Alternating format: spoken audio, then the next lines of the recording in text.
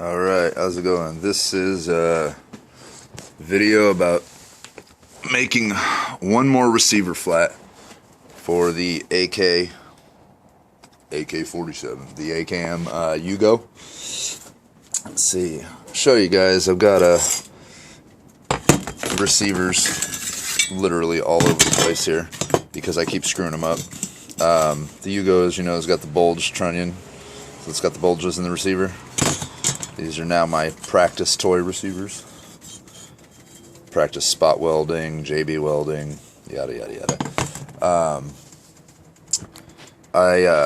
I've botched 3 of them, so I got a new flat. Showed up today from AK Builder. Let me just tell you, dude, that stuff shows up in like 2-3 days every time. He's amazing. So, if you don't know what a flat is by itself, look it up. I don't want to pull it out of here, but it's bolted in already. Basically, you take that flat piece of steel right there, you bolt it in between that big giant piece of steel and that bottom piece of steel, and you got the little one in there in between, and then you push it with the press. And this jig is specially made right here. This is from AK Builder, akbuilder.com. This jig is specially made for the Yugo, so you see how that bulge in the trunnion's got a little knockdown in it in the steel. So anyway, when I press this ram, it's going to press the metal down into that little crevice, little U-shaped place, and that is going to bend the receiver into shape. As of right now, it's just a flat piece of steel. Doesn't, it's nothing. And then once I bend it up and heat treat it, it will be considered a firearm. That's how the law works. That white shit all over it's grease. I use lithium grease. Sure, some people use some different stuff, whatever. You got to grease it up, otherwise you'll scratch the shit out of it, bend it, warp it in weird ways. I wouldn't try it, so I don't know. When you're bending metal at this kind of velocity, you probably want some grease. So 6,000 videos later, I've determined that everybody uses grease, so that's what we do. I guess the old school jigs, this thing weighs like 20 pounds, no shit. 17-pound block at the bottom, that thing, it's probably 25 pounds. It's really, really heavy. But the old ones, you used to have to press here, here, here, here, and just kind of crank this thing in. But these are so heavy duty that you just push it in the middle, and the thing pops up. So I'm going to see if I can't get this on video. Kind of far away there, huh? Should have thought this out, huh? Well, we'll just have to do it one-handed. Okay, so get a little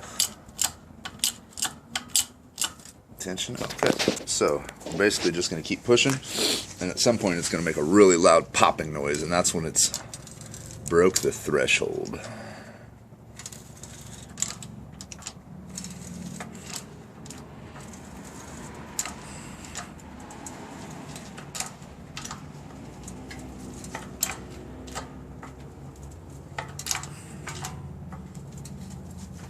Sorry for the shaking. I'm pulling like 12 tons of force right now.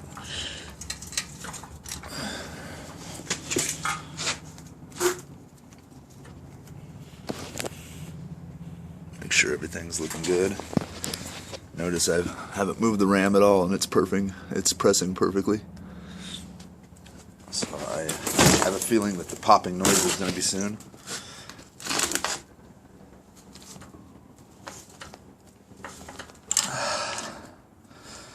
Wow, this is hard. One hand. Okay, I'm going to set you over here. Let's still see. Yeah, you know what? Look, you get the idea? I'm going to press it a couple more times till it's done. It's going to make a huge loud pop like an explosion. And then I'll come back. Okay, don't know if you... Oh, no, it was paused. I thought it was still playing, but yeah, it sounded like a truck hitting a light pole. It's pretty freaking loud. It's just when that thing makes that final bend. So anyway, see how that goes? Now it's up. So you'll slide the trunnion in and drill your rivet holes and all that other good stuff, and got yourself a receiver. So now I got to get this damn thing out of here. you know, I was, after it popped, giving it a bunch more presses and stuff, but I just don't think that that's all necessary. Once it pops and it's down in there, you don't really need to keep pushing on it. I think that if anything, it might just fuck it up. Because every one of the receivers I've bent, I bought this perfect jig, $200 jig almost, and every one of these receivers I've bent, I did something wrong. And this thing's almost foolproof, so to do something wrong, you're an idiot. But one time, you see how the ram has a little gap back here? Well, I tried centering it in the middle, and there's little bolts in the bottom. I sheared off a piece of them, had to put so much pressure to get the thing to go, and I couldn't figure out why.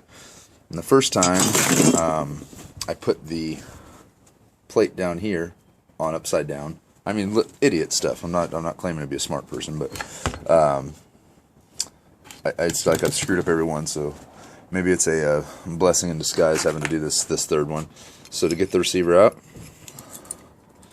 these little bottom dudes, that is going to do. It's going to push the. Let me get this other one over here too.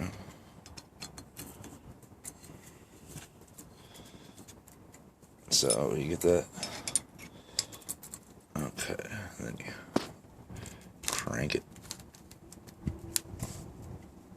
and it pushes that doodad out. Mr. Curtis is very ingenious with his ideas on how to make these tools.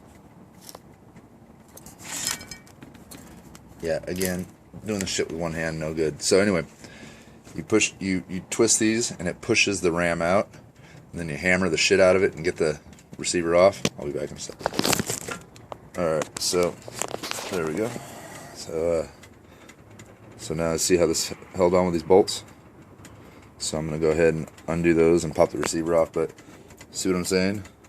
See those big old half moons? Push the thing over a little too far.